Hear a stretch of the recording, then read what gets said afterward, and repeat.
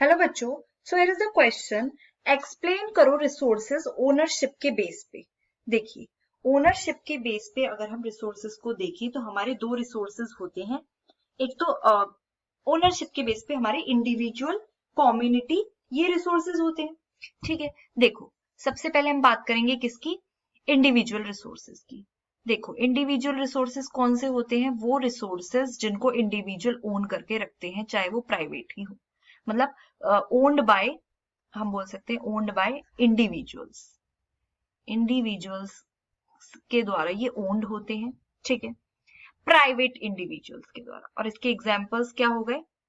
जैसे कि कार इसका एग्जांपल हो गया, हाउस इसका एग्जांपल हो गया। फिर उसके बाद हम बात करते हैं किसकी? कम्युनिटी रिसोर्स की।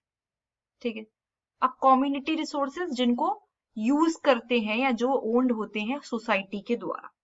ठीक है, वो रिसोर्सेज जो ओन्ड करते हैं, ओन्ड होती है सोसाइटी से। ठीक है, अब इसके एग्जांपल हो गए जैसे कि पार्क्स। ठीक है, पार्क हो गया, पॉन्ड्स हो गया। फिर हम बात करते हैं इसके अंदर ही नेशनल रिसोर्सेज की।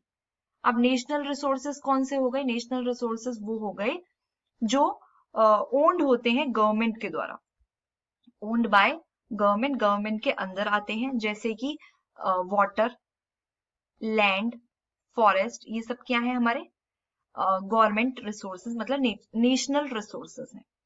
फिर हम बात करते हैं इंटरनेशनल रिसोर्सेज की। देखिए, इंटरनेशनल रिसोर्सेज के अंदर कौन से रिसोर्सेज आ गए? जो इंडिविजुअल कंट्री नहीं ओन करती, इंटरनेशनल बॉडीज इनको ओन करती है। ठीक है, इंटरनेशनल बॉडीज इनको ओन करती है, जैसे कि oceans.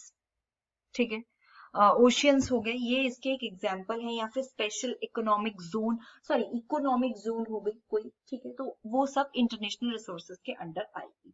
So I hope you understand.